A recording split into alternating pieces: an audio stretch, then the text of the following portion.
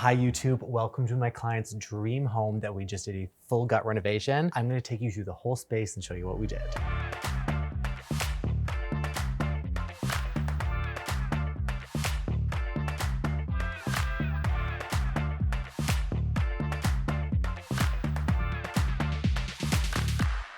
We are here. This has been one of my favorite projects that I've had the opportunity to work on. The main reason that the clients came to me at the beginning is they wanted to do a complete gut renovation of this home. It was very traditional in its original style and it needed a much needed facelift. So the main concerns for this overall design was that they wanted to feel bright. The existing layout was very dark. There was a lot of cut corners in the overall layout and design that really limited the amount of natural light that this house really gets. So we're in the foyer now, which was once originally 2 levels. As we go in, this is the reading room here that used to be just an overflow of storage. We wanted this space to feel connected to the rest of the house while still having its own design to it. So we did a custom bookshelf all the way around that's soon to be styled, some closed off storage because that is always necessary in any space. Because this is a very narrow layout as well, originally we were going to have a bookshelf come all the way down, but to have the additional seating, we've actually built this gap here so we can have a sofa feel like it built in, and the space feels more cozy because you're actually within the built-ins themselves. We have a custom rug coming in that has the exact same green as this sofa. It has this beautiful circular asymmetrical design to it. I love bringing unexpected shapes into these spaces because it breaks up the monotony of having square and rectangle repeated in every single design. This front sitting room was designed to be a casual workspace that you can just come here, read a book, and be part of the space itself. Because we did a very neutral palette across the entire main floor, we brought in a fluted detail on the back here that allows a lot more depth and dimension in the overall design instead of it just falling very flat. If you live anywhere that has multiple seasons, it is crucial to have some sort of protection in your main entrance. So instead of getting one of those ugly carpet tiles that most people have, we installed a mosaic with a beautiful transition with a frame around it that connects to the rest of the flooring. This is a great way to highlight the foyer itself so it feels zoned, especially in an open concept space, as well as make it functional. I know you see this unbelievably beautiful staircase behind me, but we're gonna get to it. I wanna show you the rest of the space first because it's really important when it comes to spatial planning around your foyer and the overall design. So when you first walked in this original house, it was super dark and cumbersome. There was so many additional frames and supports that went through this space that really convoluted the overall design and took away from the open concept they had originally. Right here, which is now all the storage for the foyer when you come in, was the second dining room. Yes, you heard me, there was 2 dining rooms in the space that served little to no function. So what we've done is we actually framed this completely out. We raised the floor level so everything was even, and we committed this back wall to be a walk-in pantry that is literally the size of my condo kitchen, which is a dream come true. Because we wanted this space to be super functional, all of this was built-in storage, and we've actually lined all of the edge pulls to be routed the same depth as the handles and the fronts themselves, so they blend in really seamlessly. All of these closed shutter storage have the capability of hanging and drawers within, which is great because it has that multi-purpose function, whether you have your seasonal items or ready to wear things that you need that are easily accessible.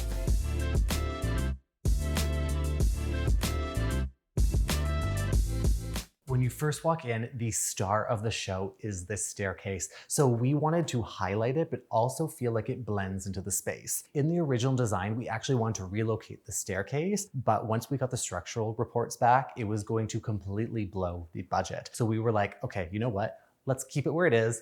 Let's do a quick cosmetic touch up to it to actually feel like it's updated and fits the overall design. So we took out all the original spindles, opened up all the additional walls, and we actually did all the railings in a tempered glass that are set in a channel that really gives that beautiful minimal look. What's great about it is that because we have so much natural light coming from the skylight above and all the exterior windows at the back of this house, the vision for this staircase was it to look like it was floating. I didn't want to create any unflattering shadows that cascaded in the space. So when you walked in, the light completely flooded through the glass to create this beautiful design that is going to be the jewel of when you first walk in. So in addition to having the tempered railings here, I included along the bottom here that goes down to the basement, because typically this would be a flat wall that continues all the way down to the floor. I wanted all that light to cascade through here as well as going into the basement. And if you follow me over here, you can see that we continued that same panel all the way across the channel here, so it cascades all the light down into the basement. This is another really important detail to take into consideration when your staircase is not only the focal point, but the addition or blocking to any light on all 3 floors. So I know behind me, this just looks like your typical door, but it is actually an elevator. So this is one of the main purposes for this renovation as well, is that we were building an in-law suite on the 2nd floor. So we wanted each floor to be super accessible for the generations that are going to be living here. So we did a custom elevator with the same finish as the wood throughout, as well as a stain within. And of course, you cannot go wrong with an elevator without a full-size mirror in it. Because it could be super claustrophobic in any design, this feels a little bit more spacious while you're transitioning between floors.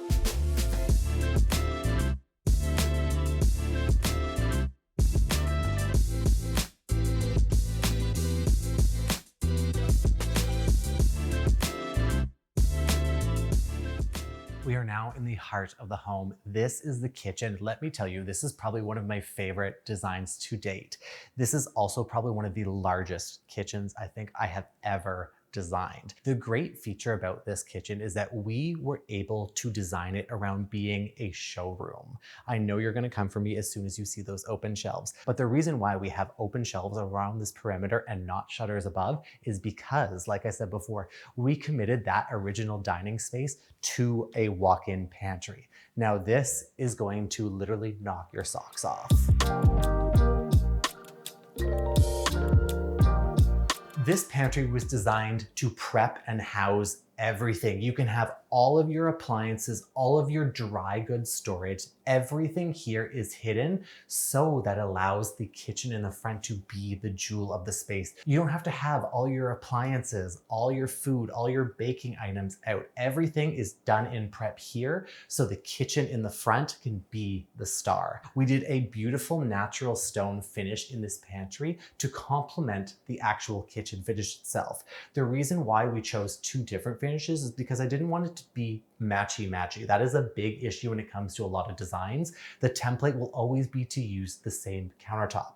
If you have similar striations and the same undertone, it allows you to feel like you're in a different space while still connected to the rest of the house. Because this walk-in pantry can be closed off with that sliding door, all of these shelves were designed to be as open. So everything is easily accessible and it doesn't matter how messy it can be in here. You can close it off and that's the whole point. You know how I feel about the cabinets versus drawer conflict. And that's why we did all drawers along the lower banquette. So everything is easily accessible so you don't have to go down on your hands and knees to actually access anything. I also included an LED strip on its own separate switch along the perimeter of these shelves. So then that way at night, you can have that really beautiful, intimate, moody lighting in here without having every pot light on. I know I've been edging you guys about the kitchen, so let's get back into the details of it. Because we wanted this to be a showcase kitchen, we wanted all the different light fixtures on different switches. This allows you to create that really beautiful ambient light in the evening without having the spotlights on, but then you can also have just the spotlights on and not the accent lights to create that task lighting you need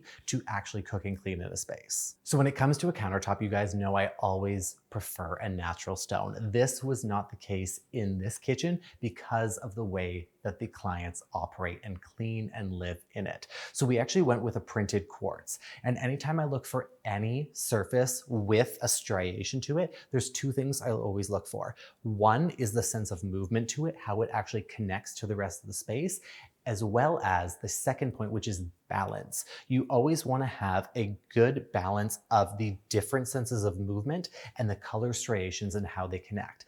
The last thing you want to see is this huge vein in the middle and then a bunch of white on the side. So when you see it as an entire picture, it looks really patchy. This has a beautiful striation that each piece connects to each other so it actually feels fluid and balanced. I know you probably have a million questions when it comes to this kitchen because there are so many details we added in. So please let me know in the comments below and we can make a whole separate video talking about the details of how and why we designed this entire kitchen as we did.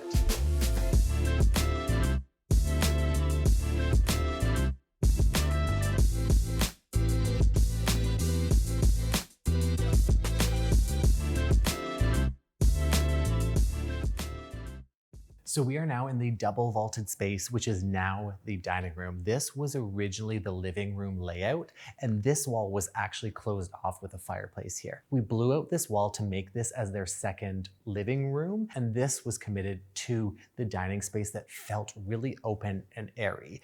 The connection between all of these spaces is a huge challenge for most people when it comes to an open concept space. What we did to alleviate that challenge was connect a lot of the separate finishes within the same visual point. While all of these are very neutral and clean, all of the undertones match from the travertine, from the countertop quartz, from the finishes of the wood, as well as the sofa. All of these create a really neutral and calming space. Especially with this huge vaulted space, we wanted it to feel open, but also cozy. So we actually have this cascading custom chandelier that comes down that creates this really beautiful atmosphere that you can have just on at night that has this beautiful glow. And speaking of glow, sometimes all that natural light coming in can be really harsh, especially when you share a backyard with fronts of other neighbors. We added in a Lutron system here that's all automatic that gives you that beautiful sense of privacy, but also softens the light coming in from day to day. So now we're in the formal living room. This is actually the second living room of this house. In the basement, we have a full rec room that was dedicated to be that informal setup. This was going to be that picture perfect, pretty design that felt a little bit more formal, that's still cozy. Because we still needed a connection to the mudroom and the garage from this side, we didn't want to interrupt this wall. So that's why we added in a secret door that has the frame TV from Samsung on it. This allows you to have a seamless design approach. So as people are coming in and out, if someone's watching here, you're not interrupted visually by having a door. This is the main focal point and will always be the main focal point, even with people passing through. So this is actually the Berlin sofa from Rove Concepts. We actually did it in a custom color to match the dining table chairs. I have this exact same modular sofa and it is fucking phenomenal. It is extra deep and each piece can be extended depending on the size that you need and every color is customized. Now I'm going to show you guys my favorite room in the house. This is the primary ensuite.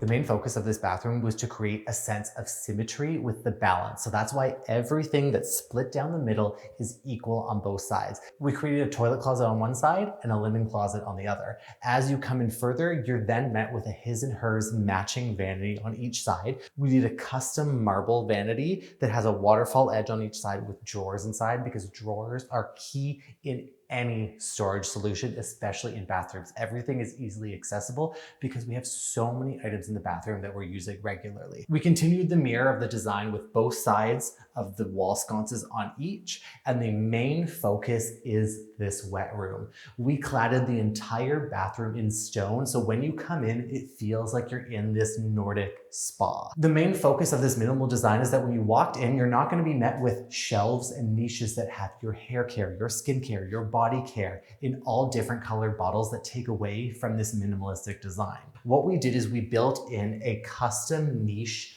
and shelf within the waterfall edge of the vanity. What's great about this design is that this is out of sight and out of mind. So when you first walk in, you don't see anything, but everything is easily accessible for the clients. We wanted an oversized rain head, so we actually got an extended arm. So this is a 16-inch arm instead of a 12-inch.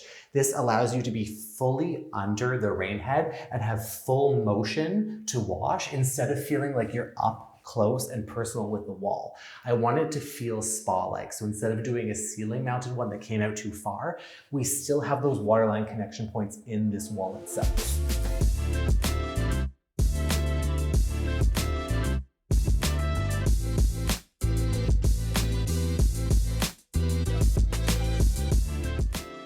So in addition to the primary ensuite, we actually redid 3 of the existing bathrooms as well. We wanted that updated modern finish. Updating the pane of glass so it's single all the way around the sill is a great update for any bathroom, as well as the finishes themselves. As you can see, we also continued the miter edge with any niche or shelf. This gives you that seamless approach to the design so it doesn't have that interruption, so it looks like it's one connection.